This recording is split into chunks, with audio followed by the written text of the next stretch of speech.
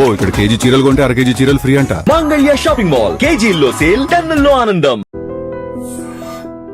అచ్చంపేటలో ఒకప్పుడు పోలీసులకి ముప్పతిప్పలు పెట్టిన రచితక్క, వైఫ్ ఆఫ్ రమాకాంత్ అన్న. రచితక్క అంటే అప్పట్లో అచ్చంపేట, నల్లమల ఆ ఫారెస్ట్లో ఒక భయం ఉండేది.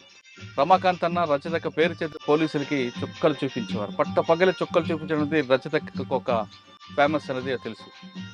రచితక్క అచ్చంపేటలో ఉన్నప్పుడు ఎటువంటి కార్యక్రమం చేశారు, అసలు అడవి బాట ఎందుకు పట్టాల్సి వచ్చింది, పట్టిన తర్వాత వాళ్ళు పార్టీలకు వెళ్ళినప్పుడు పేద ప్రజల కోసం వాళ్ళు ఏ విధంగా కష్టపడ్డారు, అక్కడ ఉన్న చెంచుల కోసం వాళ్ళు నిరంతరం ఏ విధంగా వాళ్ళ పరిజ్ఞానం కానీ రాజకీయ పరిజ్ఞానం తీసుకురావడంలో వాళ్ళు ఏ విధంగా కృషి చేశారు అనే అంశాలతో పాటు ప్రస్తుతం ఆవిడ జీవితం ఎలా కొనసాగుతున్న విషయాన్ని ఆ అక్కగానే తెలుసుకున్నాం. అక్క నమస్తే. రచితక్క అచ్చంపేట, కొల్లాపూర్ ఆ ప్రాంతంలో ఒకప్పుడు మీ హవా. రచితక్క, రమాకాంత్ అన్న వీళ్ళందరూ పేర్లు చెప్తే చాలు భయపడేవారు.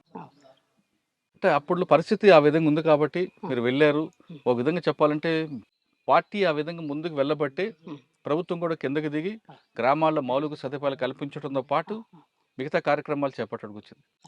అంటే మనం సామాజిక సమస్యగానో లేదా ఆర్థిక సమస్యగా చూడడం అనేది పక్కన పెడితే అసలు రచితక్క ఎందుకు అడవి బాట పట్టింది, అడవి రచితక్క కుటుంబ నేపథ్యం ఎలాగుండేది, వెళ్ళిన తర్వాత అన్న ఎలా పరిచయారు, అక్కడ మీరు చేసిన కార్యక్రమాలు ఏ విధంగా ఉన్నాయి, బయటకు వచ్చాక అన్న ఏ విధంగా చనిపోయారు, ఇప్పుడు ప్రస్తుతం మీ జనజీవన సర్వంతి మీ జీవన విధం ఎలా కొనసాగుతుంది? చాలా ఇబ్బందికరంగా ఉంది సార్. బయటికి రావడం అసలుకి రావద్దు నిజంగా. కానీ ఆ టైముల్లో అనివార్య పరిస్థితులల్లో నేను బయటికి రావడానికి కారణం ఏంటంటే హెల్త్ బాగాలేకున్నది, మలేరియా టైఫాయిడ్ వచ్చి నాకు నెత్తికి ఎక్కినది. నేను బయటికి వెళ్ళిపోతున్నా. ఆ రోజు నా దగ్గర వెపన్ గుడక లేకుండే, పోయి ఒక లమ్మడి మీరు బయటికి రావడం చెప్పక ముందు మీరు అసలు పార్టీలోకి ఎందుకు వెళ్ళారు, అడవి బాట ఎందుకు పట్టారు? అంటే మా ఊరు ఫారెస్ట్ దగ్గర ఉంటుంది. ఏ ఊరు? అచ్చంపేట మాది, పక్కల అది బల్మూరు మండలం, కొండనాల గ్రామం. మా ఊర్లో మొత్తం దొరలది పెత్తనం చాలా ఉంటుంది. కానీ ఏ రోజు అట్లాంటి దొరలు మా కుటుంబం మీద ఎక్కడ కూడా చూపలేదు. కానీ బాగా మాది ఫారెస్ట్ పక్కల మా పొలము అంటే ఇది ల్యాండ్. అక్కడ మా చెలక అంగం సేమ్ ఇట్లనే ఉండేది. అప్పట్లో మా తాత 70 ఎకరాలు సంపాదించిండు మంచిగా. ఇట్లాంటి పొలం వల్ల మేము మొత్తం అక్కడనే ఉండేవాళ్ళం. మేము ఆ క్రమం వల్ల అన్నలు వచ్చేవాళ్ళు. నాకు 90 ఏళ్ళ పరిచయం పార్టీ. నేను 5th క్లాస్ వరకు చదువుకున్నా. ఓకే. ఇంకా 90 ఏళ్ళ పరిచయం. అప్పుడు నేను చిన్నగా ఉన్న ఇట్లా గొర్రెలు బర్రెలు అనుకుంటా అట్లా ఇట్లా ఉంటుండే వాళ్ళం. ఇక తాత అట్లా ఉంటుండే. ఇక వస్తుంటూ పోతుంటూ ఉంటుండ్రి. అప్పుడు మాకేం తెలియదు అలా ఆట పాట వరకే. ఆ తర్వాత ఇక కొన్ని అనివార్య పరిస్థితులల్లా నాకెందుకు అందులో పోవాలి, ఎందుకు అనేది ఒక ఆలోచన వచ్చింది. వస్తే ఫస్ట్ సాంబశివుడు స్పెషల్ కమాండర్ వచ్చారు అది నల్గొండ నుంచి ఈ జిల్లాకు. అప్పుడు నేను వస్తాను అంటే నువ్వు చిన్నగా ఉన్నావు, నీకు ఇంకా టైం ఉంది అని చెప్పేసి వదిలిపెట్టేసి పోయాడు. మళ్ళీ 3 ఇయర్స్ తర్వాత నేను అనుకోకుండానే ధనంకడికి డైరెక్ట్ వెళ్ళిపోయినా. అంటే ఇంట్లో వాళ్ళే చెప్పలేదా? ఎవరికి చెప్పలేదు సార్. అప్పటికే మా అన్న ఆర్ఎస్సీలో పనిచేస్తుండు. మా పెద్దన్న అప్పటికి కానిస్టేబుల్, కన్వానాలు వ్యవసాయం చేస్తారు. నాన్నకు 12 మంది మేము, అందులో నేనే చిన్నవాని. ఇది పరిస్థితి. అప్పుడు ఇంకా వెళ్ళిపోయినా. మీకు సాంబశివుడు చిలక దగ్గరే, మా చిలక దగ్గరే. అప్పుడు స్పెషల్ కమాండర్కి వచ్చారు ఇక్కడ. అప్పటి నుంచి చనిపోయిన సుదర్శను, ఇక ఇప్పుడు కొంతమంది ఉన్నారు మనోళ్ళు, బయట ఉన్న వాళ్ళు వచ్చిన్నారు. ఇప్పుడు ఈ రాజన్న కూడా అక్కడ ఉన్న వాళ్ళు. అట్లా జరిగింది. పార్టీలకు వెళ్ళారు, వెళ్ళిపోయాను. పార్టీలకు వెళ్ళిన తర్వాత మీకు ఎవరు బాధ్యత తీసుకున్నారు? అప్పుడు జీవన్ అని మెదక్ డిస్ట్రిక్ట్ నుంచి వచ్చిండు, అప్పర్ ప్లాట్ల కమాండరు. కామ్రేడ్ దగ్గరికి వెళ్ళింటివి. కామ్రేడ్ మంచిగా చూసుకున్నాడు మమ్మ. ఒక 6 మంత్ తర్వాత క్యాంప్ జరిగింది. క్యాంప్కి వెళ్ళినాం. అప్పుడు నల్లమల్లలా రమాకాంత్ కమాండర్. అయితే చెంచులకి ఏంది అంటే పొలం ఉంది పెంటలల్లా. దాని తర్వాత ఏమైందంటే ఇది సబ్సిడీలా ట్రాక్టర్లు వచ్చినాయి సార్. వ్యవసాయం మీద కొద్ది అవగాహన ఉంది నాకు. ఇక్కడే ఉంచిపోదాం అని చెప్పేసి మాధవ్ డిసైడ్ అయ్యిండు. రాష్ట్ర కమిటీ సభ్యుడు మాధవ్ ఉండు కదా, అన్న డిసైడ్ ఇక్కడే ఉండని వ్యవసాయం ఎట్లా చేయాలని. అప్పట్లో నాకు గడెం కొట్టడం మొత్తం టోటల్గా పని వస్తుంది సార్. ఆ టైంలో ఇంకా నన్ను అక్కడ పెట్టేసి వ్యవసాయం చెంచోళ్ళకు ప్రత్యేకంగా మక్కలు, ఆంద్యాలు, వేపించి పండించినాం అక్కడ. చెంచుల్లో వాళ్ళకి పంట నేర్పడం నేర్పి నేర్పియడం. మామూలుగా వాళ్ళకి పండించడం వచ్చు, ఉమ్. కానీ కొంచెం ఆధునిక పద్ధతిలో ఇంకా చేయడం అట్లా చేసి ఒక 1 year ఉన్న అక్కడ కూడా. ఇంకా మీరు 6 నెలలు లోపల ఉన్నారు కదా, అంటే చెంచులకి మీకు మీ బాధ్యత తీసుకోకముందు ఈ 6 నెలలు ఎప్పుడు కూడా అమ్మా నన్ను గుర్తు రాలేదు? ఎప్పుడు లేదు సార్, ఇప్పటికి లేదు. అప్పుడే కదా ఇప్పుడు గుడకలేదు. ఎందుకు అంత కసి? ఎందుకు సార్?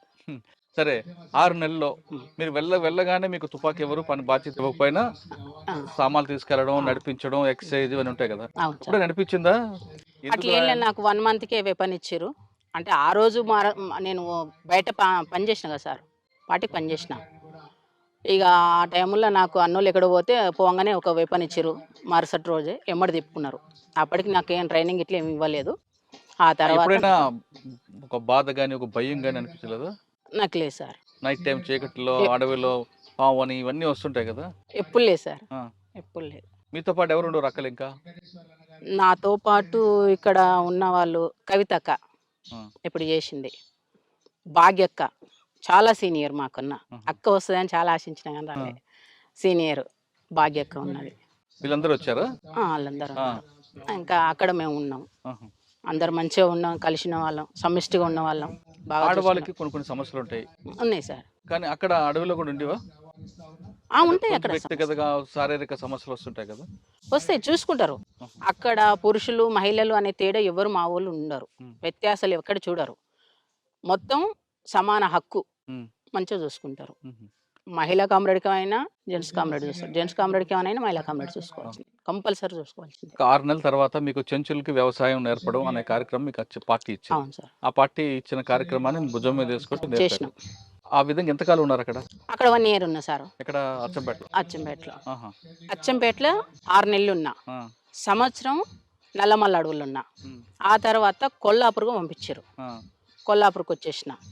అక్కడ ఒక 6 నెలలు 7 నెలలు చేసిన. కొంతకాలం అయిన తర్వాత ఇక మళ్ళీ ఈ ఆర్గనైజేషన్ కొద్దిగా బెటర్ ఉన్నట్టుంది అమ్మాయి, కొద్దిగా తీద్దాం అని చెప్పేసి కొద్దిగా స్పెషల్గా నన్ను తీసి బయట మొత్తం సాంబశివుడు వర్క్ చేసిన నేను. ఇక సాంబశివుడు అన్నకి వెళ్ళక ముందు కొల్లాపూర్ ఇవన్నీ ప్రాంతం పనిచేస్తారు కదా, ఈ ప్రాంతంలో పీపుల్స్ కోసం మీరు చేసిన మంచి కార్యక్రమం చెప్పండి. అప్పట్లో కొల్లాపూర్లో కానీ అచ్చంపేట అంటే మీరు చెంచుల కోసం చేశారు. అవును సార్. కొల్లాపూర్ ఆ ప్రాంతం? కొల్లాపూర్లో మేము రివర్ బెల్ట్ తోటి చాలా సంబంధం ఉంటుంది ఈ కొల్లాపూర్ వాళ్ళకు. చేపలది ఎక్కువ. తర్వాత వలసల మీద ఇక్కడ వాళ్ళు ఎక్కడ లేరు. నేను ఈరోజు గతంలో మన మహేష్ అని చనిపోయాడు, తుంకుంట మహేష్. ఆయన చనిపోయిన కామ్రేడ్ చనిపోయినప్పుడు వచ్చినప్పుడు అంత కొల్లాపూర్ అంతా మారిపోయింది సార్. నేను పార్టీలో ఉన్నప్పటికీ మొన్నటికి ఇప్పటికీ కొల్లాపూర్ అంతా మారిపోయింది. వాటర్ లేదు. వలస మీద తీసుకున్నాం సబ్జెక్టు. వలసలు పోవద్దు అని చెప్పేసి ఊర్లల్లో తిరగడం, ఆర్గనైజేషన్ చేయడం, వాళ్ళకు ధైర్యం కలిపియడం, దాని మీద ఫైట్ చేయడం. వీళ్ళు గుంపు మేస్త్రులు ఉంటారు, గుంపు మేస్త్రులను తీసుకొచ్చి కొట్టడం, చెప్పడం, వార్నింగ్ ఇవ్వడం, దీని మీద ఆ సబ్జెక్ట్ మీద చేసినాం. పార్టీ నిర్ణయాల మేరకు కొన్ని కార్యక్రమాలు చేశారు. Okay sir. చాలా మంది పేద ప్రజలు మీ అడవులకు వచ్చి అన్నాలు కలుసుకొని అప్పుడు కొన్ని సమస్యలు చెప్పేవారు. చెప్పినప్పుడు వాడిని దండించాలి లేదా శిక్షించాలి, ప్రజాకోర్టులో వాళ్ళని పనిష్మెంట్ ఇవ్వాలని నిర్ణయం తీసుకుంది. మీరేమైనా ఒకటి చేశారా? సింగిల్ గా కాకుండా గ్రూప్ చేసినాం. ఏం చేస్తారు? స్వామి అని కమాండర్ ఉండే ఇక్కడ కొల్లాపూర్కు, అతను కమాండర్ చేసి వాళ్ళ దాంట్లో మేము పాల్గొనే వాళ్ళం. ఇక ప్రజా కోర్టు పెట్టడం, కూర్చోబెట్టి పిలిపించి మాట్లాడడం, వినకపోతే తనడం, అవన్నీ చేసాం సార్. ప్రజా కోర్టులో మీరు ఒకటి సంఘటన చెప్పండి, బాగా గుర్తుండిపోయింది. ప్రజా కోర్టు అంటే షింగోటం జరిగింది సార్. అక్కడ మాట్లాడారు, సాంబశివుడు మాట్లాడిండ్రు. నేను సెంట్రీ పోస్టు, నీవు ఎక్కడ సార్? నా సెంట్రీ పోస్టు అది. అట్లా అక్కడ అంటే తర్వాత కుడికిళ్ళలో కూడా ప్రజా కోర్టు పెట్టినాం. ఆడ కూడా కొంతమందిని పిలిపించి మాట్లాడి ఆడ కూడా ఇంటర్వ్యూ ఇచ్చి అవి చేసేసినాం అక్కడ కూడా. ఓకే. నల్లమల్లలో మీరు ఉన్న సమయంలో సార్ సాంబశివుడు అన్నతో ఎక్కువగా ఉండేవారు కాబట్టి ఆయన మీద అటాక్ చేయడానికి చాలా రకాలుగా దాడులు జరిగాయి కదా, ఎక్స్చేంజ్ ఫైర్లు. ఒకటి తప్పించుకున్నారు ఏమైనా? ఒకటే గుర్తుందా? ఎవరు? సాంబశివుడా? మేమా? మీరు. నేనా? ఆయనతో పాటు ఉన్న సమయంలో సార్ ఒకటి చెప్పండి. ఇది మన కొండనాల నుంచి బిల్లకల్ అడవులు సార్. బిల్లకల్ దగ్గర గుట్ట ఉంటుంది పైన, చెరువు మీద, రుసుల చెరువు మీద ఉంటుంది ఒక గుట్ట. ఆ రుసుల చెరువు మీద ఈవినింగ్ ఫుల్ బ్యాచీలు. ఈవినింగ్ అయింది, ఒక ఒక కామ్రేడ్ ఏం చేసి చాలా ఛాయ్ పిచ్చాయి కామ్రేడ్కు. ఇక వచ్చేసి మొత్తం కట్టెలు ఇడిచేసి ఛాయ్ పెడుతున్నాడు. ఆ టైంలో నేనేం చేసిన అంటే, నేను అప్పటికి 1+1 కమాండర్ నేను వెళ్ళిపోయి మొత్తం అన్నీ ఇంత కటింగ్ పేపర్ తీసుకొని పోయినా. వాళ్ళు చదువుతుంటే నేను బయటికి ఎట్లా పోయినా, వాష్రూమ్కి పోయినా. వెపన్ పెట్టుకొని వస్తారు. వెపన్ పెట్టుకొని వస్తుంటే ఏందబ్బా వీళ్ళు నల్గొండలా మనోళ్ళ అని చెప్పేసి నేను చూసేసిన. 2 అక్కలు సెంట్రీలు ఉండరు. కొద్దిగా ఏదో టెన్షన్ పడ్డరు, డౌన్ అయిపోయారు. కూర్చున్న వాళ్ళు డౌన్ అయిపోయారు, అట్లే పండుకున్నారు. ఎందుకు పండుకున్నారు అబ్బాయిలు అని చెప్పేసి నేను చూసే వరకు 5 మంది మంచిగా వస్తారు, పోలీసు వాళ్ళు ఇన్సాస్లు వేసుకొని వస్తారు. మాకే నల్గొండలో ఏపీటీ ఉన్నది, కానీ ఈడ కాదు కదా ఏపీటీ, ఇక్కడ ఎందుకు వస్తారు అని చెప్పేసి నాకు డౌట్ వచ్చింది. వచ్చేసి ఎమ్మటే ఫైర్ అని గట్టిగా కాసిచ్చేసిన, ఎమ్మటే ఫైర్ చేసేసిన. సాంబశివుడు, రమాకాంత్ వీళ్ళంతా రిట్రీట్ అయ్యారు. నేను ఒక్కదానే అయిపోయిన. అక్కడికి సెంట్రీ పండుకుంది. ఎమ్మటే నా మీద అటాక్ చేసేసారు. 5 మంది వెపన్స్తో మొత్తం నా మీద తూటాలు గురిచేసినాయి. ఎమ్మటే గాయం ఇక్కడ నుంచి ఇక్కడ మొత్తం ఇక్కడ వరకు ఇంకా ఉంది బుల్లెట్. ఇక గాయాలైనాయి. ఇక అందరు వారిపోయారు. ఒక 3 ఉన్నారు, నన్ను తీసుకుపోయారు. ఇంకా మా ఎమ్మటే మొత్తం బ్లడ్. మా కామ్రేడ్స్ 2 ఉన్నారు నా ఎమ్మటి, జెంట్స్ కామ్రేడ్ 2. ఇంకా అన్నలు తీసుకుపోతుంటే ఆ అన్నలు ఎమ్మటే నేను పోతుంటే నా ఎమ్మటే బ్లడ్ వస్తుంది. ఆ బ్లడ్ ఎమ్మటే వచ్చేసారు పోలీసులు. అప్పుడు ఒక 8 రోజులు మేము డివైడ్ అయిపోయినాం. ఎక్కడోళ్ళం అక్కడ డివైడ్ అయిపోయి చాలా ఇబ్బంది పడ్డాం. ఆ ఎన్కౌంటర్లు మామూలు ఎన్కౌంటర్, అన్ని ఎన్కౌంటర్లు చాలా, కానీ ఆ ఎన్కౌంటర్ స్పెషల్ సార్. ఎందుకు అంటే ఎక్కడోళ్ళు అక్కడ విడిపోయారు, నాకు గాయమైంది. ఇక సాంబశివుడు ఎట్లా దిగారు, అన్ని ఊర్లలో బ్యాచీలు అంటే పెంటలల్లా అంతా ఏంటిది చింతకాయలు కాల్చుకొని తిన్నాం సార్. తర్వాత మన బియ్యం నానబెట్టుకొని, ఆ ఎమర్జెన్సీ బాటిల్ ఉంటే మాకు ఎమర్జెన్సీకి ఇక్కడ, అందులో బియ్యం నానబెట్టుకొని తినేసినాం. 2 days అయింది, సాధ్యం అయితే లేదు. పైన చార్సిన మేడం హెలికాప్టర్లో కుమింగ్ చేస్తుంది. అప్పటికి ఒక ఎన్కౌంటర్ అయింది. బొమ్మనపల్లి అతను సీన్ అని కామ్రేడ్ చచ్చిపోయాడు. ఇక ఫుల్ బ్యాచ్లు సార్, ఎక్కడ పోయినా బ్యాచ్లు. ఇక నాకు సాయంత్రం వరకు మొత్తం ట్రీట్మెంట్ చేసేసారు. మళ్ళీ తెల్లారి ట్రీట్మెంట్ చేసేసి బ్లడ్ కంట్రోల్కి వచ్చేసింది. ఒకటే పేషెంట్ ఏం చెప్పిండంటే, నీవేం చేస్తావో బ్యాచ్లు మొత్తం రిట్రీట్ కావాలని చెప్పేసి నాకు చెప్పేసిండు సమస్య. సరే చలో అని చెప్పేసి నా ఎమ్మటి ఒక మురళి అనే అన్న ఉన్నాడు, వచ్చిండు అన్నాడు. మురళి, నేను, నా సభ్యుడు రాజా అని 3 కలిసేసి వచ్చినాం. ఇక వచ్చేసి కొన్ని యాక్షన్లు చేసినాం. ఎక్కడ? పెద్ద కొత్తపల్లి.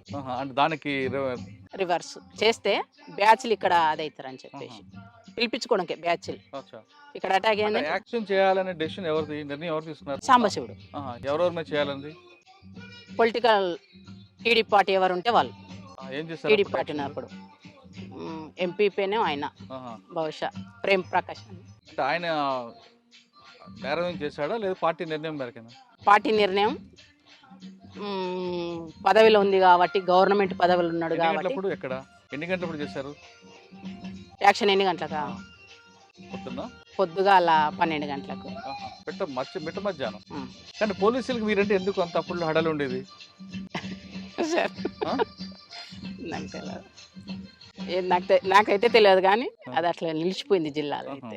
అంతే. రజిత టార్గెట్ అని ఒక టీమే తిరిగేది కదండి? అవును సార్, టీమే కదా సార్. రిలయన్స్ ఫోన్లో నా కోసం అచ్చంపేటలో మజీద్ సిఐ అని 200 ఫోన్లు ఇచ్చిండు. ఇప్పుడు ఉన్నాడు మజీద్ సార్, డిఎస్పీ. ఎక్కడ? హైదరాబాద్లో చేస్తుండు. నా కోసం స్పెషల్గా పంపించిండు. ఎందుకు 200 ఫోన్లు? ఏడ కనిపిస్తే ఆడ ఫోన్ కొట్టరు రజిత అక్క, అంతే ఇచ్చేసిండు. ఎక్కడ కూడా అది కాలే. పోలీసులు ఇంత నిర్బంధం పెట్టినప్పుడు కూడా సార్, నల్లమలలో సాంబశివుడు కానీ, మీరు కానీ, తర్వాత కృష్ణన్న కానీ, రమాకాంత్ ఈ విధంగా తప్పించుకున్నారంటే చెంచుల సహకారమైనా లేదు? ప్రజలు ఇంపార్టెంట్. ప్రజలతో మమేకమైతే ఎవరైనా ఓడిపోతారు. ప్రజలు తలుచుకుంటే ఎవరైనా మనం చీడపురుగులమే సార్, నాకు తెలిసినంత వరకు అయితే. ఇక నేను తిరిగే క్రమంలో బాగా టార్గెట్ చేసిరు నన్ను, మామూలు టార్గెట్ చేయలే. ఇక ఏమంటారు దాని బ్యాచీలు రకరకాల ఎదురుబడి పీకులాడుకున్నాం గలీజ్గా. అప్పుడు నేను మావోయిస్ట్ అని మర్చిపోయినా. నేను ఎందుకు? ఎవరు? ఏ బ్యాచ్? పోలీసులు. నేను మావోయిస్ట్ అని మర్చిపోయినా. వాడు గలీజ్గా అన్నప్పుడు మనం ఎందుకు అనాలి? అసలు యాక్చువల్గా మా పార్టీలో మావోయిస్ట్ పార్టీ అని అనొద్దు గలీజ్గా. మావోయిస్ట్ పార్టీలో గలీజ్గా మాట్లాడదు. అప్పుడు ఈ క్రమంలో అతను అంటుంటే, పోలీస్ అంటుంటే నేను కూడా ఆ మాటలు పడ్డారు మీకు వాళ్ళు ఎదురు పడినప్పుడు ఎందుకు తిట్టుకోవడం ఎందుకు వచ్చింది అంతవరకు? ఎందుకు వచ్చిందంటే నేను ఇట్లా ముఖం కడుగుతుంటున్నా. ఒకటైంది సార్, ఫుల్ జ్వరం వచ్చింది. ఇట్లా ముఖం కడుగుతున్నా, లేచి అమ్మలు వస్తా అమ్మ అన్న చిలకల కొబ్బరి చెట్టు మాడి చెట్టు ఉంది. అమ్మలు వస్తున్న క్రమంలో ఇట్లా ముఖం కడిగి ఇట్లా చూస్తే బ్యాచ్లు అక్కడి వరకు వచ్చినాయి, సేమ్ షెడ్ వరకు వచ్చేసినాయి. అబ్బా ఇక్కడ వరకు వచ్చినాయి ఏంది ఇట్లా చూసి, షాము ఏం పోలీసులు లేకురా అన్న.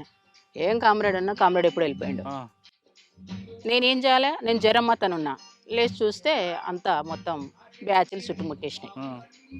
ఆ బ్యాచ్ మొత్తం నాకు రౌండ్ ఆఫ్ చేసినాయి.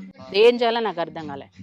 ఒక ఎంత 8-9 ఫీట్ల ఎత్తుకు గోతి ఉంటుంది, గోతిలో దుంకేసిన. ఇక్కడ పోయింది అని చెప్పేసి అన్నారు. వాళ్ళు అటు వాగానే ఇట్లా లేచిన.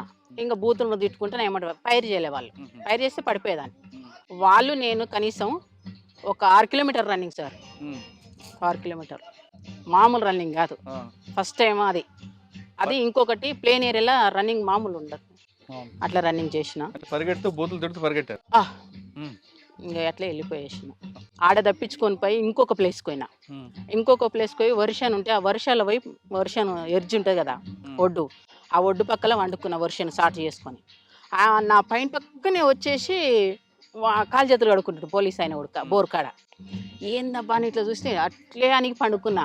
ఏమనుకోలే, వెపన్ తీసుకున్నా ఎడబెట్టుకున్నా, ఎట్లనే అనికి పండుకున్నా. ఆయన ఏమనలే, ఆయన కడుక్కుంటుండు, వేసి కడుక్కుంటుండు. నేనేం చేస్తున్నా, వెపన్ ఇట్లా ఆయన చూడంగానే వెపన్ ఇట్లా పెట్టుకొని వండుకున్నా. అంతే, తను ఏమైనా చేస్తే ఫైర్ చేసుకొని చనిపోవాలి అంతే. వాళ్ళకైనా చిక్కొద్దు మనం. అది మా పార్టీ బాగా చెప్పారు. నన్ను చూడలే. ఈయనొక్కడితో వచ్చి అక్కడ కనుమ బ్యాచ్ ఉంది, వెళ్ళిపోయారు. వాళ్ళు వెళ్ళిపోగానే కొద్దిగా అసలు ముందుకు జరిగేసి ఆ వెపన్ ఆనే పెట్టేసి మళ్ళీ ఎప్పట్లేక మామూలుగా ఊర్లోకి వచ్చేసి ఒకంత అప్పటికే 4-5 డేస్ అయింది. అన్నం లేదు, ఫుల్ ప్లేను. ఇదంతా ఏరియా అచ్చంపేట ఉప్పునంత మండలంలో. ఇంకా తినేసినాం, ఇంత తినేసిన. మళ్ళీ మార్నింగ్ లేచిన. మళ్ళీ మార్నింగ్ ఏడికి వెళ్ళినంటే ఐనూలు పక్కకి వెళ్ళింది సార్. ఐనూలు మధ్యలో ఆ క్రమంలో అక్కడ ఏనపోటు వచ్చేస్తారు. అప్పుడు ఉడక ఏం చేయాలని అర్థం కాలే. ఆ ఏనపోటు వస్తుంటే ఏం చేసిన, బుడ్డ విషయం ఇదే టైం ఇంకా బుడ్డశని వీక్తున్నారు.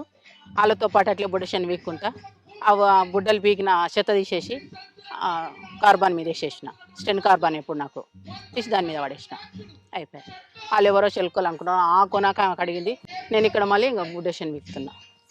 సాధారణంగా ఒక దగ్గర మీటింగ్ పెట్టుకున్నప్పుడు పార్టీలో సార్ ఏదైనా ఇష్యూ రిట్రీట్ అవుతారు. మీరందరూ విడిపోతారు. అవును సార్. విడిపోయిన తర్వాత ఎక్కడెక్కడికి వెళ్తారు, అందరూ కలిసి పరిగెట్టరు. అవును. వాళ్ళు మీ అందరూ ఎక్కడ కలుస్తారు, కలవాలనుకుంటే ఏం ప్లాన్ ఏంటి? ఏ పిట్ పెట్టుకుంటాం సార్. ఇప్పుడు ఈ ఏరియా ఉంది, ఈ ఏరియాలో ఈ షెడ్ ఉంది, ఇక్కడికి రాండి అని. లేదా రోడ్డు పాయింట్ మీద ఆ పలానా చోట పలానా రోజు పలానా టైమింగ్ 2 ఉంటాయి. టైమింగ్లు రోజు ఒకటే టైమింగ్ 2, 1కి 12కన్నా. 12కి మిస్ అయితే 1కి రండి అంతే. ఇది మిస్ అయితే మళ్ళీ ఆల్టర్నేట్ ఇంకొకటి పెట్టుకుంటాం, అక్కడికి వెళ్తాం. అక్కడికి వెళ్ళినప్పుడు ఆడ పికప్ చేసుకుంటాం. అట్లా కలిసి ఒకేసారి కలిసి వెళ్ళడం అనేది కష్టం కదా. కష్టం. పోలీసులు ఎన్కౌంటర్ అయినా పిడిపోతుంది సార్. తర్వాత ఇంకొకటి, అప్పుడులో మీకు బాగా పోలీసు ఎవరు ఎక్కువగా మీకు ఇబ్బంది పెట్టేది? నల్లమలలో రకరకాల ఆఫీసులు పనిచేశారు. ఇప్పుడున్న శ్రీనివాసరెడ్డి సార్. కొత్తకోట శ్రీనివాసరెడ్డి సార్. ఆయన బాబుని రెస్పెక్ట్ చేసినప్పుడు. అవును సార్. వైఎస్డి రాజేష్ కుమార్. ఓకే. తర్వాత వైఎస్డి లడ్డ వచ్చినాడు. తర్వాత మన మేడం చారుసిన్న మేడం. వీళ్ళందరూ మీకు బాగా టైట్ చేస్తారా? బాగా టైట్, మామూలు టైట్ కాదు. శ్రీనివాసరెడ్డి ప్రేలను అంతా ఎన్కౌంటర్లు అయినాయి. ఇక మేడం ప్రేలను కొద్దిగా అందరినీ ప్రజలకు రాగుంజి బయటికి రప్పించింది. ఆ ప్లాన్ చేసినాను. దానివల్ల చాలామంది సరెండర్ అయ్యారు. ఇంకొక నిర్బంధం కూడా ఎక్కువైంది సార్. వాస్తవంగా నిర్బంధం ఎక్కువైంది, కమ్యూనికేషన్ తెగిపోయింది, నాయకత్వం అంతా ఏఓబి వెళ్ళిపోయారు. మాకు ఎవరు లేని పరిస్థితి ఏర్పడ్డది. ఇంకంతా చిల్లంబల్లమైంది. కోనాపూరి సాంబశివరితో పాటు తమ్ముడు రాములు ఎప్పుడైనా మీకు ఎదురుపడ్డారా? చర్చలు అప్పుడు ఏపీటీ నేనే ఇదే ఏరియాలో తీసుకొచ్చిన. ఈ ఏరియాలే అమ్మని నాయనని అందని ఆహా. చర్చలు అప్పుడు. అచ్చా. ఇంకా ఆ తర్వాత సరే, పార్టీ విప్లవం పక్కన పెడితే సార్ మీ ఇద్దరి మధ్య వివాహం ఎలా జరిగిందమ్మా? రమాకాంతానికి మీకు పరిచయం ఎక్కడ? నేను కొల్లాపూర్ సభ్యురాలుగా వచ్చిన సార్, అంటే డిప్యూటీ కమాండర్గా వచ్చిన. ఆ క్రమంలో తనకి ఏమనిపించిందో లెటర్ పంపించిండు.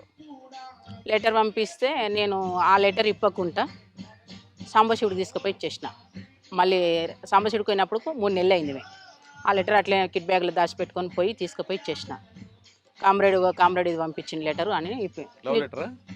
అంతే, అట్లే ఉండదు. మళ్ళీ ఆ. పిచ్చి పిచ్చిగా అని రాయారు. ఆ. మంచిగానే మీరు చదువుకోండి, తినండి, శత్రువుకి ఎక్కడ భయపడకండి అని చెప్పేసి కొన్ని అంశాలు మంచిగా ఇచ్చేస్తారు. ఇక అట్లా రాసిండు. తీసుకుపోయి చూపిస్తే ఇట్లా చెప్పిండు. అట్లా రాసిండంటేనే దాని అర్థం మన మీద ప్రేమ పుట్టిందని దాని అర్థం. అంతేగా. ఆ క్రమంలో తను ఆ కామ్రేడ్ పిలిచిండు. ఏంది రమాకాంత్ ఇట్లా అంటే, అవును కామ్రేడ్ అని చెప్పిండు. మరి నీదేంది అభిప్రాయం అన్నాడు.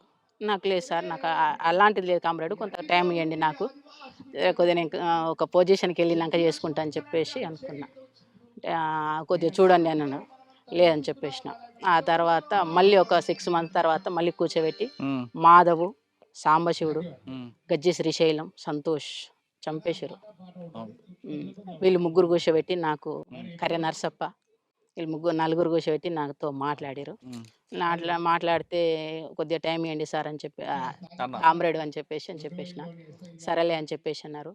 ఇంకా ఆ టైంలో కూడా నాకు వద్దనిపించింది.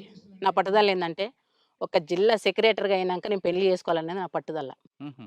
అది కానీ అనివార్య పరిస్థితులలో కమాండర్లనే నేను పెళ్లి చేసుకున్నా.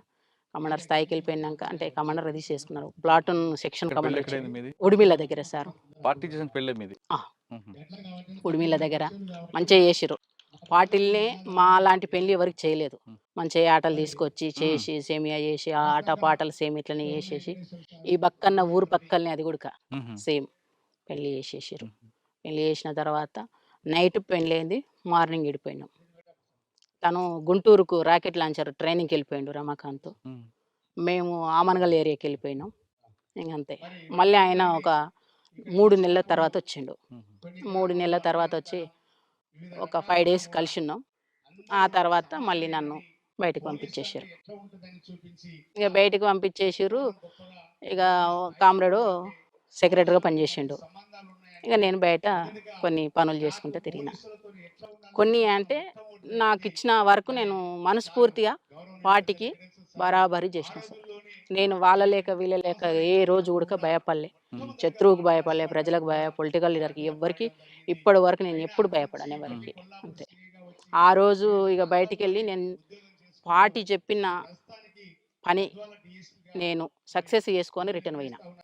అది అక్కడ నేను పార్టీకి ఒక నా మీద నమ్మకం, ప్రజలకు ఒక నమ్మకం, బయట శత్రువులకు ఉహు.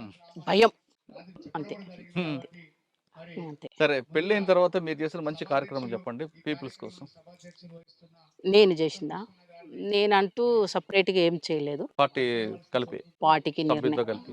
పార్టీ సభ్యులతో పాటు నేను చేసిన, తోటి కామ్రేడ్స్ ఏది చేస్తే అది చేసిన. అంటే ఒక యాక్షన్ చేసిన తర్వాత ఎప్పుడైనా బాధపడ్డారా? ఏం లేదు సార్, నేను ఎప్పుడు బాధపడలే. ఇప్పుడు కూడా ఎన్నో కష్టాలు ఎదుర్కొంటున్నా. అందుకే ఇంతమంది నాకు ఆదర్శంగా ఉండరు. ఏ రోజు కూడా నేను బాధపడలే. అన్యాయంగా చంపాను అని ఎప్పుడు బాధపడలేదా? లేదు, నా యాక్షన్లు అయితే ఇప్పుడు అట్లా. మీరు యాక్షన్ చేస్తారా? మా పార్టీ వైపు కూడా నష్టం జరిగాయి కదా, ఆ నష్టం జరిగిన ఎప్పుడైనా బాధపడ్డారా? పార్టీ వైపు అనుకున్నప్పుడు ఈరన్న సార్ అని ఒటవర్ల పెళ్ళి, ఆ నాయనని చంపినప్పుడు బాధపడ్డాం. నేను కూడా వ్యక్తిగతంగా బాధపడ్డా. ఎందుకు అంటే ప్రతి ఏపీటీకి తనకు నన్ను పంపేవాళ్ళు. తను దగ్గర ఎవరు వచ్చేవాళ్ళు? రాష్ట్ర కమిటీ, జిల్లా కమిటీ, బయట ప్రజా సంఘాలు. ఆ నాయన ఒక పెద్ద షెల్టర్ నిజం చెప్పాలంటే. ఇక ఏదో అనివార్య పరిస్థితులల్లో మనోళ్ళకి ఏదో అర్థం కాని పరిస్థితులల్లో వేరే కామ్రేడ్ ఇక్కడ వచ్చినాడు. ఆ గోండు వాళ్ళు కొద్ది భాష తేడా. ఏం జరిగిందో చనిపోయినాక పేపర్ వస్తే సాంబశివుడు మేమంతా షాక్ అయిపోయినాం. ఏంది ఇట్లెందుకైంది ఇమ్మీడియట్గా ఎప్పుడో ఉన్న ఏపీటీకి ముందుగా అతను అడ్వాన్స్ పోయి చెప్పేసి మా తప్పు అని చెప్పేసి ఇంటర్వ్యూ ఇచ్చినాం సార్ మేము. వీరన్న సార్ని చంపింది తప్పని ఇంటర్వ్యూ ఇచ్చినాం మేము. ఎవరు చంపింది? ఎవరు? గోండియా? భగత్ అని ఇక్కడ జిల్లా సభ్యుడు, ఆయన ఆ ప్రాంతంలో అప్పచెప్పిండ్రు. రమాకాంత్ ఇక్కడ ఇక్కడ తీసుకుండు. ఆ క్రమం వల్ల అట్లా జరిగింది. అప్పట్లో జరిగిన కొన్ని పోలీసులు ఇల్లు కానీ లేదంటే ఎక్స్చేంజ్లు దగ్గ ఉమ్. బ్లాస్టింగ్లు మీ ఉన్నారా? అవునా సార్, మననూరు దాడిలో ఆ ఎన్కౌంటరు ఏది? ఆ దాడిలో ఉహు. ఆ దాడిలో ఏమైందంటే అందులో మాకు ఇచ్చిన ఇన్ఫర్మేషన్ ఏంటంటే ఒక సెంట్రీ ఉంటుంది, వెపన్స్ అంతా సైడ్కి ఉంటాయని చెప్పేసి నేనే మ్యాప్ తీసుకుపోయిన ఉడక నేనే ఉమ్. అక్కడ మ్యాప్ తీపిచ్చుకొని 1 days అక్కడ ఉండేసి నేను తీసుకొని వెళ్ళిపోయినా. అదే మ్యాప్ని బట్టి మేము ప్లాన్ చేసుకొని దాడికి ఒక 3 రోజులు 4 రోజులు రిహార్సల్ చేసినాం దాడి ఎట్లా వేయాలని. ఉమ్.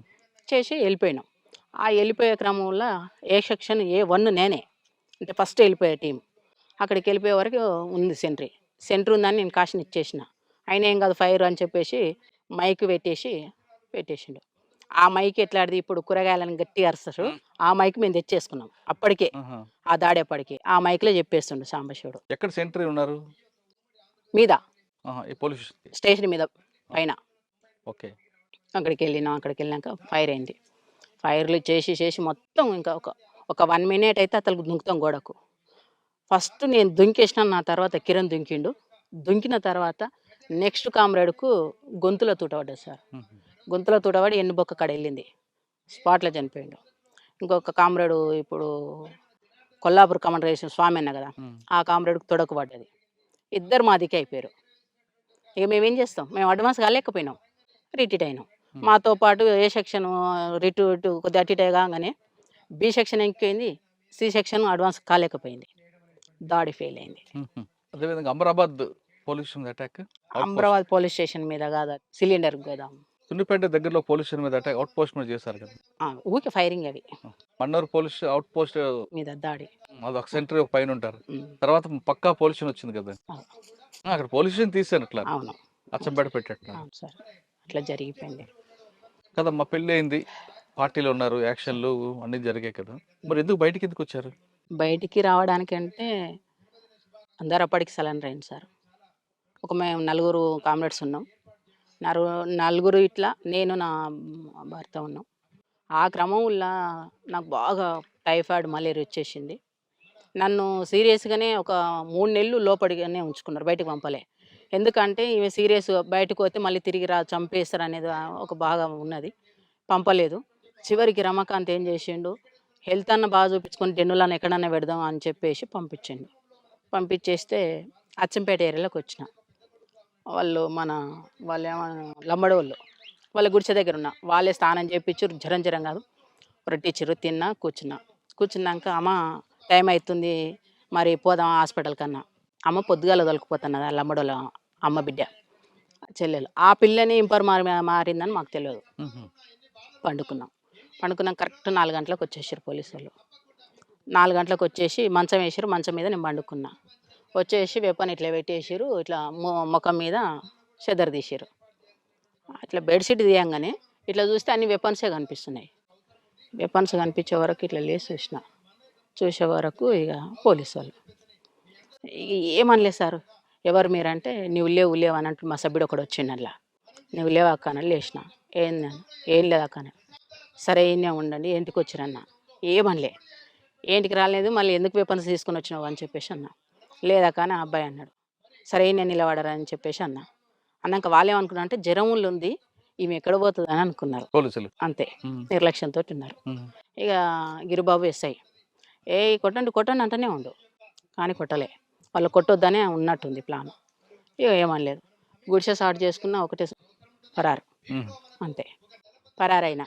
పరారైనా ఇక ఆ జ్వరం మొత్తం ఎక్కడ పోయినా నాకు తెలియదు. 4 days అసలుకి నేను ఎక్కడో ఏం చేసినా నాకే తెలియదు సార్. అప్పటికి మేము బాగా ఇబ్బందులు ఉన్నాం. మళ్ళీ పొయ్యి వచ్చేసి బిల్లకంట్ల ఆ పోలీసులు దారిలో వండుకున్నాం. ఉమ్. దారిలో వండుకుంటే అక్కడ మొత్తం మా రిలేషనే మొత్తం వచ్చేసి ఎవరు ఇక్కడ వండరు, ఎవరు చంపేసిపోయారు అని. చివరికి వస్తే నేను అక్కడ మా అన్న ఉన్నాడు, మా మేనబావ ఉంటాడు, వాళ్ళిద్దరు పోటు వచ్చేసారు. చూసినాక ఎవరు మీరంటే ఏమంటలేను. ఇంకా చివరికి తీసుకెళ్ళారు ఇంటికి తీసుకెళ్ళి ఏమైందమ్మా ఏం లేదు, ఇంటికి గుడక తీసుకుపోలేదు వాస్తవంగా. అక్కడ వాళ్ళ గుడిసె ఉంటుంది, గుడిసె దగ్గర కూర్చోబెట్టారు. వీళ్ళు తీసుకొని పోతుంటే అక్కడ నుంచి పోలీసులు వచ్చేసారు, గుడిసెని రౌండ్ అప్ చేశారు, అంతే. ఇక ఏం మాట్లాడలే వాళ్ళు, రౌండ్ అప్ చేసారు. ఇక మా అన్న అంటుండు, మా చెల్లెని చంపకండి, మా చెల్లెని చంపకండి, వచ్చింది మేము చెప్తాం సార్, మేము చెప్తాం సార్ అని మొత్తుకుంటుండు. ఏం చంపముకో లక్ష్మి, ఎందుకు బాధపడతావు ఆగు అని చెప్పేసి అన్నాడు. అంతే ఇక తీసుకొని పైనకి తీసుకొని కొద్ది దూరం నడిపించారు. 4 కిలోమీటర్లు నడవాలి, వెహికల్ ఉండదు అక్కడ. 4 కిలోమీటర్లు నడిచినాక ఇక వెహికల్ వాళ్ళ వెహికల్ అని ఎక్కించుకొని వచ్చారు. అప్పటికే మా ఆయన మా ఊరు మీకు అరెస్ట్ చేశారా? అవును సార్. సరెండర్ కాదు. లేదు సార్. మరి రమాకాంత్ ఎప్పుడు దొరికారు? రమకాంత్ దొరకకుండా తనంతలకు తను నా తర్వాత 3 నెలల తర్వాత తను ఎవరి వాళ్ళకు ఫోన్ చేసి వాళ్ళ ద్వారా సరెండర్ అయ్యాడు. అంటే పార్టీకి చెప్పేశారంటారా? ఇంకా పార్టీ ఎక్కడ సార్ ఈ జిల్లాలో లేదు, మా ఇద్దరు వరకే క్లోజ్ లేదు, సభ్యులంతా వెళ్ళిపోయారు. ఆయనతో పాటు ఇద్దరు చర్చల సభ్యులు తర్వాత పార్టీ నల్లమల్ల పూర్తిగా కంప్లీట్ అయినప్పటి వరకు ఉన్నా నేను.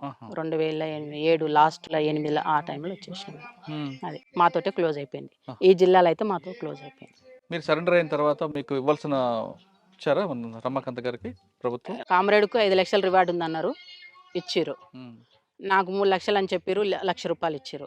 ఏది మేము ఎక్కడ ఆశపడలేదు. దాన్ని తీసుకొచ్చుకొని మేమేం చేయలేదు, ట్రాక్టర్ తెచ్చుకున్నాం. మేము ఖర్చు ఏం పెట్టుకోలేదు. ట్రాక్టరు ఒక 2 సంవత్సరాలు నడిచింది సార్. ఇంకా తర్వాత ఇంకా కింది మీదకి అయిపోయింది అంతే. కదమ్మా, బయటకు వచ్చారు, ప్రభుత్వం ఇచ్చిన డబ్బులతోనూ ట్రాక్టర్ కొనుక్కొని సామాన్య కుటుంబంలో నడుపుతున్న సమయంలో రమాకాంత్ గారు చనిపోవడం ఎందుకు, ఆత్మహత్య చేసుకోవడానికి కారణం ఏంటి? చనిపోవడానికి కారణం ఏంటంటే మేము బయటకు వచ్చి మంచిగానే ఉన్నాం సార్.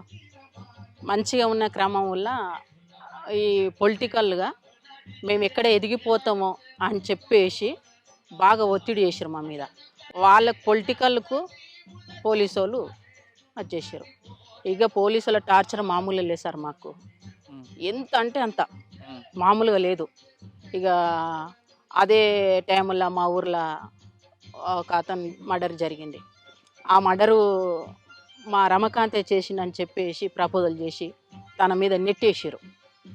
నెట్టేస్తే తను ఓపెన్గా పోయి చెప్పలేడు కదా, నేను చెప్పలేనని చెప్పలేడు కదా, చెప్తూనే ఉండి అప్పటికైనా అయినా వినలేదు. తీసి ఇక లోపల పడేసారు. జైలు 7 నెలలు జైల్లో పెట్టారు. ఆ జైలు తర్వాత కేసుల మీద కేసులు ఒక్క 40 కేసులు వేసారు సార్ మా మీద, తన మీద. ఆ 40 కేసులు వచ్చే వరకు 7 నెలలు బెయిల్ రావడానికి. అది తిరగడానికి ఒక 3 సంవత్సరాలు మొత్తం కంప్లీట్గా కోర్టుకే తిరిగింది. ఒక అత్తమామ సంపాదించిన ఒక 4 ఎకరాల ల్యాండ్ ఉంటే అమ్ముకున్నా, ఒక ప్రైవేట్ ప్లాట్ ఉంటే అమ్ముకున్నా, ఒక బేస్మెంట్ ఉంటే అమ్ముకున్నా. ఇక నానా కష్టాలు పడ్డా. ఎవరి దగ్గరికి పోయినా కానీ ఆ రోజు ఈరులు సూరులు అని మాట్లాడారు ప్రతి ఒక్కరు, ఎవరు సహకరించాలి. అంటే అప్పుడు అనిపించింది నాకు, ఇలాంటి చెత్త వ్యవస్థకు మనం పనిచేసినామా, నేను ఎందుకు పోయినా, ఈయన ఎందుకు పోయిండు, ఎందుకు చేసిండు చెత్త వ్యవస్థలా, మాకు అప్పుడు అనిపించింది సార్. అప్పటి వరకు మంచిగా అనిపించింది. కానీ ఆ తర్వాత బయటకు వచ్చినాక మేము ఇన్ని ఇబ్బందులు పడుతుంటే ఎవరికి మాకు హెల్ప్ చేయలే. ఏ పొలిటికల్ లీడర్ హెల్ప్ చేయలే, ఏ పోలీస్ హెల్ప్ చేయలే. సాధారణ జనం మమ్మల్ని అంటేనే ఒక దొంగ, ఒక రవిడి ఈ కోణంలోనే చూసిండు. ఆ పరిస్థితిలో వెళ్ళిపోయింది. అప్పుడు అర్థమైంది వ్యవస్థ అంటే ఏంటో మీకు. అంతే, ఈ చెత్త వ్యవస్థకి మేము ఎందుకు చేసినాము, అందుకే ఇప్పటి వరకు నా మైండ్లో ఈ చెత్త వ్యవస్థకి ఎందుకు, ఇప్పటి కూడా పొలిటికల్గా రా అని పిలుస్తున్నారు నన్ను, కానీ ఇలాంటి వ్యవస్థకు నేను సెట్గానేమనిపించింది సార్. నేను అది చాలా అసలుకి ఇవన్నీ ఒడిదుడుకులు ఎదుర్కొంటూ వస్తున్నాం. నేను పార్టీలా బలంగా ఒడిదుడుకులు ఎదుర్కొంటూనే ఎదిగిన, ఇక్కడ ఉడక ఒడిదుడుకులతోటే బతుకుతున్నా. అన్న ఎలా చనిపోయారు, ఆత్మహత్య చేసుకున్నారా? అవును సార్. అన్న మీద తెలిసి వయసులో లోపలికి వెళ్ళారు. అవును సార్. అమ్మా నాన్న కాదని అక్కడ పార్టీ ఆదేశాల మేరకు పీపుల్స్ కోసం పనిచేశారు, రమాకాంత్ పెళ్లి చేసుకున్నారు. ఒక చిన్న కుటుంబం మీది. మీకు జీవితం అంటే పార్టీ లేదంటే రమాకాంత్ అన్న, ఇంకా వేరే ప్రపంచం ఏం తెలియదు సార్. బయటకు వచ్చిన తర్వాత ఇంక ప్రపంచం అంతా కూడా రమాకాంత్ అన్న పాప. అటువంటిది ఒకేసారి రమాకాంత్ గారు సూసైడ్ చేసుకుంటే, ఆత్మహత్య చేసుకుంటే మీకు ఏమనిపించింది? ఇక కుటుంబం జీవితం అంత ఇంతే అనుకున్నారా? అంటే అంతకన్నా ముందు తను జైల్లో ఉన్నప్పుడు ఫీల్ అయినా సార్. నేను జైలు కాడికి ఒకరోజు తప్పించి ఒకరోజు, పాప చిన్నది, ఒక 2 సంవత్సరాల పాప. ఆ పాపను ఎత్తుకోవాలి, పోవడానికి ఛార్జీకి పైసలకు కూలి పోవాలి. నేను కూలి పోతే 2 రోజులు కూలి పోతే ఆ కూలి పైసలు తీసుకొచ్చుకొని ఈ జైలు కాడికి పోవాలి. నేను ఈ స్టేజ్కి వచ్చేసింది నా పరిస్థితి. ఇక అప్పుడు అనుకున్నా, వద్దు ఇట్లాంటి పరిస్థితులు వద్దు అని చెప్పేసి చాలా కష్టపడి చాలా ఇబ్బందులు పడి తనను బయటికి తీసుకొచ్చుకున్నా. తనను బయటికి తీసుకొచ్చుకున్నాక ఇంకా అప్పులు చాలా అయినాయి. ఏం చేయాలో మాకు అర్థం కాని పరిస్థితి. ఒక్కొక్క కేసుకి ఒక్కొక్క లాయర్ ఒక 50,000 తీసుకున్నారు సార్. అట్లా 40 కేసులు ఉన్నాయి నాకు మా సార్ మీద. ఆ 40 కేసులు నేను ఎక్కడి నుంచి ఎట్లా కట్టాలి? అన్నీ తీసుకొచ్చిన తర్వాత, అమ్మేసిన తర్వాత చాలా ఆర్థికంగా ఇబ్బందులు ఎదుర్కొన్నాం. ఎదుర్కొన్నాక కొద్దిగా అటో ఇటో కొద్దిగా మంచినే తను ఎక్కడ పోకపోయేవాళ్ళు. తన పాపను పెట్టుకొని ఉండేది. చిన్న షాప్ పెట్టుకొని ఉండేది. నేను వెళ్ళేదాన్ని కూలికి. డైలీ కూలికి పోయి నేను భోజనం కోసానికి సంపాదించుకుని నేను ఏమి సంపాలి ఇప్పటి వరకు కూడా ఏం సంపాదించుకోవాలి. ఆ క్రమంలో ఈ ప్రజలకు మనం ఎందుకు చేసినాము చివరికి ఇదేనా అనిపించింది నా మనసుకు. ఆ రోజు బాధ అనిపించింది. తను చనిపోయిన నాడికన్నా ఆ రోజే ముందే ఫస్టే బాధ అనిపించింది. అట్లా అనిపించింది. ఆ క్రమంలో అత్త మామ కష్టపడి సంపాదించిండు. ఈ క్రమంలో మీకు నయ్యం ఎప్పుడైనా ఎదురుపడలేదా? నాకు ఏ రోజు నయ్యంతో పాటు ఇదే నల్లమలలో మీకు ఇంకొక వ్యక్తి ఉన్నారు, బాలన్న అని. ఆయన ఎప్పుడు ఎదురుపడ్డాడు? నాకు ఏ రోజు టచ్లో లేరు. తర్వాత అన్న చనిపోయిన తర్వాత మీ జీవన విధానంలో కొనసాగుతుంది పాప. ఇప్పుడు కూడా కూలి బంద్ చేసుకున్నా. కూలి బంద్ చేసుకొని కొద్దిగా గొప్ప ఆ పని ఈ పని చేసుకోవడం. ఇక అయింది ఇప్పుడు ఆన్లైన్ బిజినెస్ చేయడం, కొన్ని బట్టలు అమ్ముకోవడం, అట్లా గడిపిన. అందులో కూడా నాకు బెనిఫిట్ కాలేదు. ఇదంతా కాదని చెప్పేసి ఇప్పుడు చిన్న చిన్న ఎక్కడన్నా ఏనన్నా ఇక జీవన ఉపాధి కోసం కష్టపడుతున్నా. కానీ సంపాదించేది ఏం లేదు. అన్నం కాడికి అంతే. కడుపు ఉంటే చాలు. కడుపు నిండి ఉంటే అవే మాకు కోట్లు, అవే లక్షలు అంతే. ఇప్పుడు అసలుకి సొసైటీలో నేను బతకొద్దు. నిజం చెప్పాలంటే ఈ స్థాయిలో నేను కమాండర్ స్థాయిలో పనిచేసి వచ్చి ఉడుక్క ఇంత చీప్గా బతుకుతున్నా అంటే ఎవరు లేరు. మా కామ్రేడ్స్ అందరికి అదే బాధ. వాళ్ళు బయట ఎవరు చెప్పుకోలేరు. ఒకప్పుడు మేము హీరోలం, సొసైటీకి వచ్చేవరకు జీరోలు అయినాం కదా. ఇప్పుడు ఈ జీరోలో పోయి వేరే వాళ్ళ దగ్గర మేము చేతి జాపుకొని అడుక్కోలేము. మేము సమాన హక్కు కోసం కొట్లాడిన వాళ్ళము, వాళ్ళ మీద ఫైట్ చేసిన వాళ్ళము. చివరికి వస్తే వాళ్ళని అడుక్కో అంటే మాకెంత చీప్ అనిపిస్తుంది. మైండ్ ఒప్పుకుంటుంది సార్? ఒప్పుకోదు. కాబట్టి అదా ప్రాంతాల పెళ్ళాలు మగండ్లు బాగా ఇబ్బంది పడి భర్జనగా బతుకుతుండ్రు. ఇక నా కొడుకు అదే పరిస్థితి. ఎవరికి ఇంట్లో ఆస్తులు లేవు, పాస్తులు లేవు. ఆ పూటకు బతికితే చాలనే ఫీలింగ్ అందరికి ఉంది. అంతే సార్ మా పరిస్థితి. చెప్పొద్దు. ఇప్పటివరకు ఏ గవర్నమెంట్ సహకరించలే. ఏ రాజకీయ నాయకుడు వచ్చి మేము అండదండాలు ఉంటామని మాట్లాడలేము. మనకు నీకెందుకమ్మా మేము ఉన్నామని ఏ పోలీసు వాళ్ళు అనలే. ఇంకా ఒక రాయి వేసిరు గోతిలో పడితే, కానీ ఒక చెయ్యితో ఇచ్చి మమ్మల్ని బయటికి తీయలేదు ఇప్పుడు కొడుక. ఇప్పుడు నేను నోరిప్పితే నా మీద ఇట్లా వేయడానికి ఉన్నారు అని ఉంటున్నా. ఎట్లున్నా నన్ను ఎవ్వరు ఏం చేయలేరు, అది గ్యారంటీ. ఎందుకంటే నా దగ్గర ఆస్తులు లేవు, పాస్తులు లేవు. బతుకుతున్నా అంటే కేవలం నా బిడ్డ కోసం బతుకుతున్నా, అది వాస్తవం. ఎవరుగా చెప్పమ్మా, ఇప్పుడున్న సమాజంలో మీరు అన్నట్లుగా వీళ్ళ కోసం మనం పని చేస్తామా అని ఒక మాట అన్నారు. ఇప్పుడున్న యువత కూడా అదే రకంగా వెళ్తున్నారు. ఇప్పుడు చూస్తున్న యువతకు చూస్తున్న మీకు ఏమనిపిస్తుంటుంది? ఇప్పుడున్న వాళ్ళు వీళ్ళంటి వాళ్ళు ఒక లక్ష్యం కోసం వెళ్ళారు. ఇప్పుడు వాళ్ళందరూ కూడా వేరే వేరే మార్గాల్లో వెళ్తున్నారు.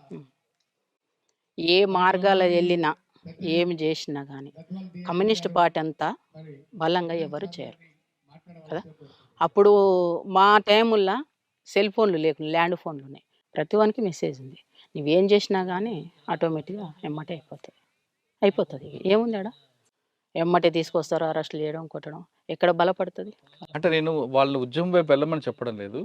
ఇప్పుడు కొంతమంది యువత ఒక పద్ధతి పాడు లేకుండా, ఒక బాధ్యత లేకుండా పెరుగుతున్న యువతకి మీరు ఇచ్చే మెసేజ్ ఏంటి? మెసేజ్ ఏంటంటే నిజంగా అమ్మా నాన్నకు మంచి పేరు తెచ్చుకోవాలి అనుకుంటే సరైన రూట్లో నడవడం కరెక్ట్. సరైన రూట్లో ఉండాలి. మనం ఒకరికి ఆదర్శంగా నిలబడాలి. తప్పు చేయొద్దు, తల వంచొద్దు. నా లక్ష్యం. నేను ఎక్కడ ఉన్నా నా సర్కిల్ అదే చెప్తా. గౌరవంగా ఉండాలి. సంపాదనలు, ఆస్తులు, పాస్తులు మన ఎమ్మటి రావు, ఏమీ రావు. వచ్చినప్పుడు చనిపోయినప్పుడు వచ్చేది ఏంటంటే ఒక పేరు, బస్ అంతే. మనకు కావాల్సింది ఒక పేరు తెచ్చుకొని చనిపోవాలనేది నా ఉద్దేశం సార్. యువతకు ఏంటంటే గౌరవించాలి. ఎదుటి వ్యక్తిని ఎప్పుడైతే గౌరవిస్తామో ఇట్లాంటి హత్యలు, ఇట్లాంటి రేపులు, ఇట్లాంటి సమస్యలు ఎక్కడ కూడా రావు. ఎదుటి వ్యక్తిని మనం గౌరవిస్తలేము అంటేనే అన్నీ జరిగిపోతుంది. అది సార్. ఒకప్పుడు పేద ప్రజల కోసం అడుగుబాటు పెట్టిన రచదక్క రమాకాంత్ గారు కొన్ని సంవత్సరాల పాటు అడవిలో ఉన్నారు. వాళ్ళు ఎండనక వాననక కుటుంబాలు త్యాగం చేసుకుంటూ ప్రజల కోసం పనిచేసిన వాళ్ళు ఇప్పుడు అదే ప్రజల దగ్గరికి వెళ్ళి చేతులు చాచాలంటే వాళ్ళ ఆత్మాభిమానం చంపుకున్నట్లు అవుతుంది. కొంతమంది నక్సలెట్లాగా మాజీలుగా మారి తర్వాత సెటిల్మెంట్ చేయడం చేతకాక అటువంటి బాట పట్టక ఏమి ఇంకా సాధారణ కుటుంబంలో జీవిస్తున్నారు. ఆవిడ చెప్పే మెసేజ్ ఒకటే, ఇప్పుడు రాబోయే యువత కూడా చూస్తున్న యువత కానీ ఎవరికైనా కానీ ఒక బాధ్యతగా పెరగండి, సమాజానికి మంచి పేరు తీసుకొచ్చేలా చేయండి, దానివల్ల మీ కుటుంబానికి కూడా మంచి పేరు వస్తుందంటూ రజతకు చెప్తుంది. ఇది ఈ వారం రజతతో ఎక్స్క్లూజివ్ ఇంటర్వ్యూ. వచ్చే వారం మరొక ఇస్తాం, మళ్ళీ కలుద్దాం. అంతవరకు నమస్తే. Thank you.